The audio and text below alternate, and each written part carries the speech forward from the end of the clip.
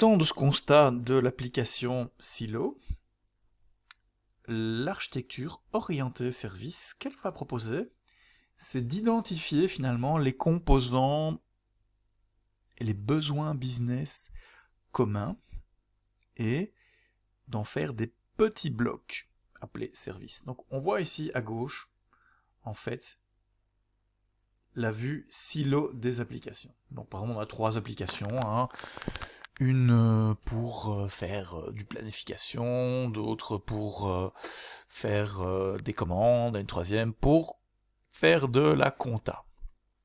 Bon, alors on voit qu'il y a toute une série de choses qui sont faites là-dedans, hein, et que chaque application, bon c'est des silos, donc remplissent en fait une série de besoins business, hein.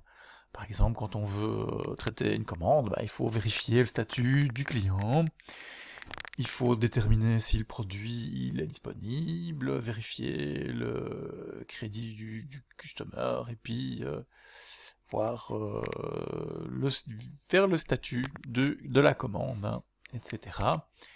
Et quand on fait, par exemple, de la gestion de la comptable, on voit par exemple que les crédits, il y a des choses qui sont liées à ça dedans, hein, voilà, check credit, qui sont un peu liés à ce qui se passe là-dedans. Alors, ce qu'on propose, c'est de partir de cette vue, c'est d'éclater quelque part les applications en une série de services. Il y en a certaines qui vont être réutilisables, d'autres qui vont être vraiment spécifiques, hein. Par exemple, créer une commande, ça va être spécifique vraiment à une application, enfin, non, créer une facture, pardon, ça va être spécifique à la compta, hein. Tandis que par exemple, vérifier le statut d'un client, on voit que ça va être partagé entre la planification des livraisons et la commande, aussi bien que l'inventaire. Donc on voit ici que par exemple, ce qu'ils ont fait, c'est qu'ils ont représenté avec des petits points de couleur quelle application utilise quel service. Et donc on a un ensemble de services qui vont être des mini-programmes, si on veut, qui vont rendre un service particulier, par exemple vérifier si un item est disponible dans le stock ou pas. C'est un service. Et pour faire des applications, ce qu'on va faire, c'est qu'on va tout de même avoir des applications, mais ces applications, elles vont communiquer avec tous les services dont elles ont besoin. Par exemple, Order Processing va aller communiquer avec les 4 services qui ont un petit point bleu dessus. Le Code Management va aller dialoguer avec 2 autres services. Alors ça permet évidemment de réutiliser le code d'une application à l'autre. Alors ici évidemment on présente l'existant. Bon, généralement ce qui est fait c'est on va pas commencer à casser les applications existantes.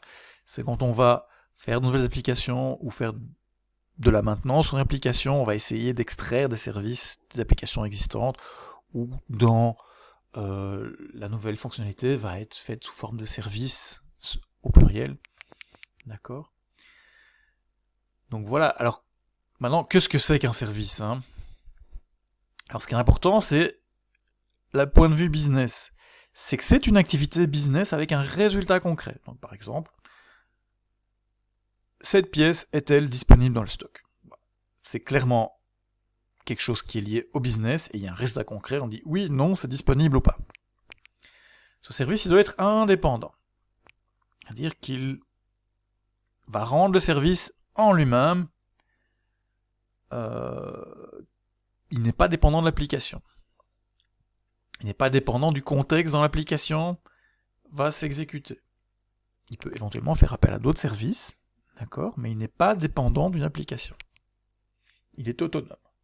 Donc il va tourner sur une plateforme qui ne va pas être dépendante de l'application pour laquelle il va être développé. C'est ce point-là qui va permettre la réutilisation. Parce que s'il était dépendant de l'application, ça devient difficile de réutiliser les choses. En fait, on se retrouve dans la situation qu'on connaît dans les applications silo, c'est-à-dire qu'on a un blob de code qu'il faudra extraire, etc., etc. Non, là, c'est quelque chose qui tourne de façon indépendante sur une machine éventuellement différente de l'application. C'est une boîte noire pour le consommateur du service, c'est-à-dire que le consommateur, donc l'application, eh ben, ne sait pas comment c'est implémenté. C'est une boîte noire. Il sait comment il doit communiquer avec, comment il doit lui demander un service, mais il ne sait pas comment ce service est rendu. Et évidemment, un service peut utiliser un autre service. Donc ça, c'est vraiment important, c'est la base du design orienté service, de l'architecture orientée service. C'est que les services représentent des activités business, ils sont autonomes, aussi bien au niveau matériel qu'au niveau logique.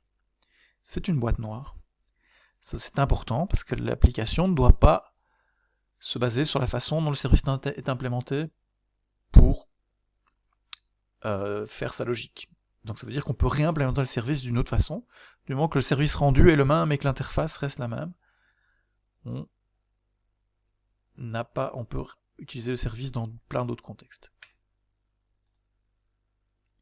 Ok, alors le principe de SOA, donc par rapport à ces services, la première chose, c'est qu'on a un contrat entre le consommateur du service et le service lui-même. C'est-à-dire que on décrit qu'est-ce qu'on va faire, qu'est-ce qu'on promet au service. Alors je me rends compte que je vais peut-être un peu loin. Je vous propose d'explorer ça un peu plus dans une vidéo suivante pour pas faire de trop grosses vidéos. Donc suite au prochain épisode.